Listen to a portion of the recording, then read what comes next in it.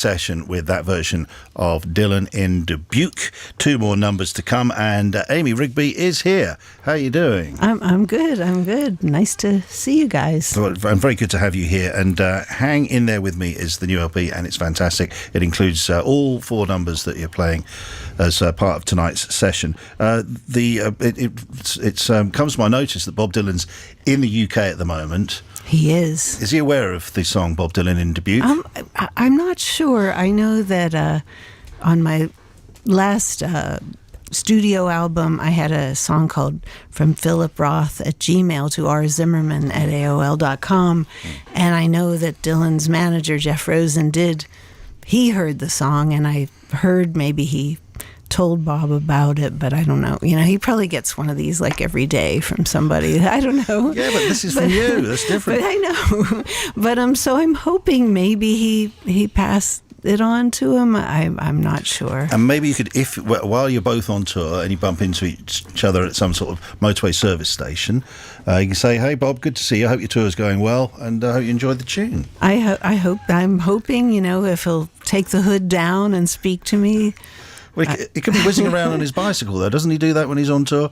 He tends to go out on his bicycle wherever he's playing. Well, I heard he was seen buying some shoes. Yes, I did. No, a friend did say he's seen in the wild. And he's just a song and dance man after all. Of course, he's going to be seen in the wild. And it's Northampton is the town where they make the shoes. I don't think that would be the best place for Bob Dylan to go if he wanted to buy shoes. Well, is Wolverhampton near Northampton?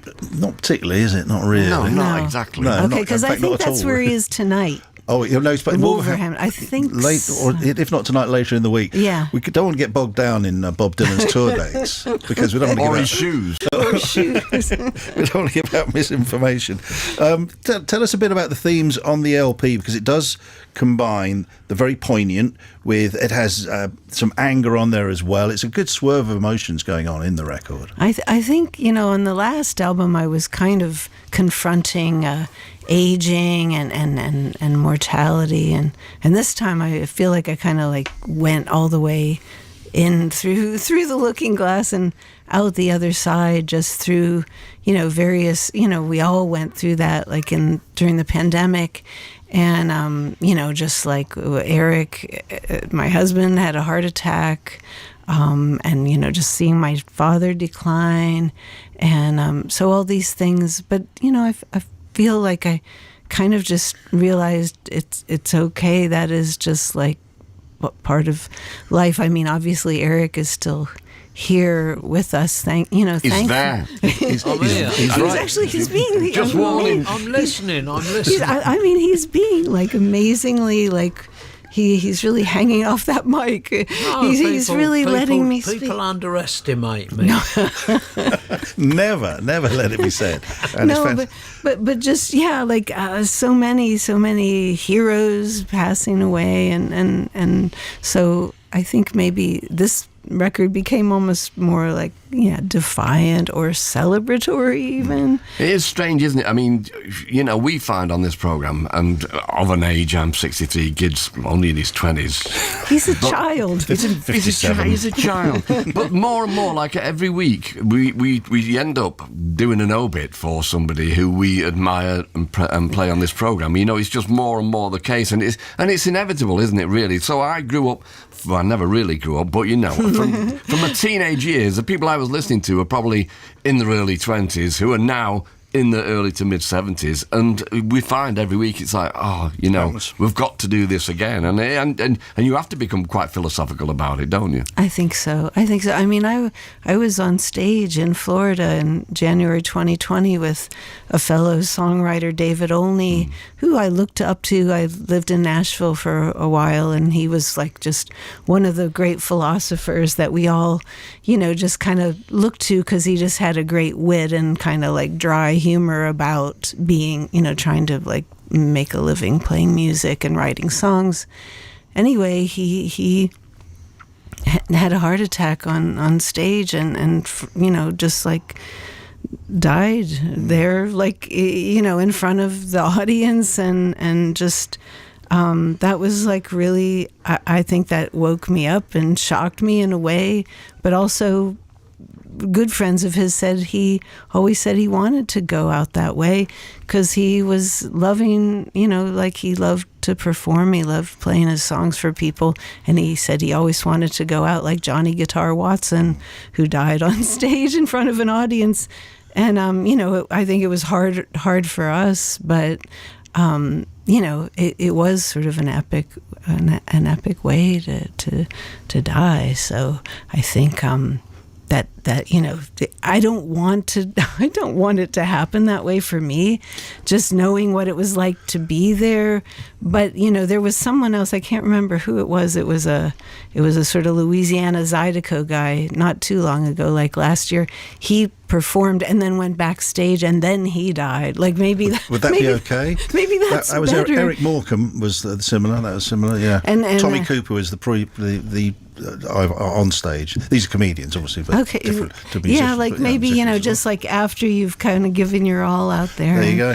Well, the thing with Tommy Cooper, as I remember, because I did see it, and he was really out there. Eric will know, an amazing comedian and sub-musician, magician rather, and he went down on the stage and then came up bolt upright and then went down again, and people just thought it was part of the act. And I went to the pub and I went, "Did you see Tommy Cooper? That was incredible." And they went, "He's passed away." So yeah. Who knows? We don't get to choose, I guess. No. Eric, how do we get on to Tommy Cooper and Morecambe and Wise without you actually interjecting at all? Well, no, I've been He's listening. just vibing us. No, I'm just silently. We were talking about Morecambe and Wise for some reason before, because I think that you and Marc wear striped pajamas and go back to a flat near on Salford Keys, where you sit, where we live, you sit in bed, in a double bed, nothing, with a pipe, funny business. No, fair enough. You have a pipe, and Marc writes these dreadful plays. Why is it that way round, Eric? Take that back. We can also let Because I was talking to Gideon at the time, So that's very kind of you. Yeah, exactly. Yeah, but, fair enough. I can change it round any Please. time. See, Eric always has to be given a platform because he always comes up with these things that you kind of like. They really do capture Exactly. our imagination. But it's about Amy, so I'm just... Well, it is about Amy, but it's about the power trio of which you're a part, Eric, and also Amy, obviously, part, and Ian Button, who's in the studio but not on the microphone because that make it too complicated. And you're off on tour, and are you playing much of this record, all of this record, as part of the set? Yeah, it kind of just worked out that way because the songs are so fun to play and satisfying to play, and just work really well, like in the trio format. And then we stick in some other songs too. But I speaking of Morecambe and Wise, if I'm saying it right, or Co and Riley and Co, I really do just want to thank you guys so much for playing tracks. I'm going to start crying. I'm sorry for playing all the tracks from my album, because we just moved here, and it just feels so welcoming. And I'm sorry I'm being like a soppy American, thanks but it just means a lot to me. Great. Well, if we didn't have wonderful records to play, we would be in serious trouble. Exactly, we would be writing really bad plays. And so, just to mention the fact you have moved over here, I think you mentioned it earlier on. Yeah. And it's lovely to see you embracing the culture, because you've got a can there of Northern Monk Stout. I searched on the label to find out it comes from Leeds. Well, fair you enough. see, That's okay. It was a broad church. Yeah. Have we got time to just quickly mention the Topiary Bunny, or should we leave that for another time? I think we need Here we to. go. This is the final story then, before we hear two more numbers. So what's the story here, Marc? Well, I think we need to pass this over to Eric and Amy. We've got this. We've moved into a house in a small town in Norfolk, and the garden's kind of lovely. And there's a lot of it. It's very complicated having this garden, but we've got a topiary bunny rabbit, but it's got a fungal disease. I don't know what it's been up to. A friend said we have a rabbit with the clap. Yeah, Okay. yeah. She's you've Clap just rabbit. got the That's some friend. You've you've just got the whole programme taken off here, but No, not at all. so like the grandchildren came, we got 3 grandchildren. Like we decided that we would have a pre-bonfire kind of treat and torch the bunny rabbit. Now you've moved Kill into the this small, rabbit, you've yeah. moved into this small town, and then these people move in from America, and you're burning rabbits in the garden. You will be classed as Satanists. You will be on the front page of the local bugle. It was dead. Wow. But it's like trying to dispose of a dead body. I think it's more difficult than people realise. Birdie Utopia rabbit. Yeah. Okay. Well, you know, I'm sure the Sopranos would have something to say about that. But anyway, let's move on. There are some tour dates, aren't there? There are. Here we go then. So starting, where are we? 6th tonight. So tomorrow night at the Doublet in Glasgow.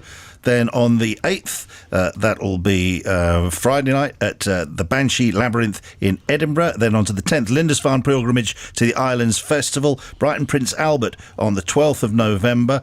Then the 17th, the Waiting Room in London, Simon Love doing the support there. Swansea Bunkhouse on the 20th, Bristol Hen and Chickens on the 21st. 22nd, the Pig. 27th, yeah. 22nd, the Pig in Hastings, and the 27th, Nottingham Running Horse. Are the upcoming We have shows. the 27th in Nottingham and the 28th in Hastings. Sorry, okay. Oh, no. 27th in Nottingham and the 28th Hastings Pig. Sorry about that. Yeah, no, that's okay. But thanks a million for dropping by tonight. We're going to play 2 more tunes and have a splendid time on tour. Thanks so much for Thanks for having coming. us here. Yeah, always a pleasure. I gave my heart away.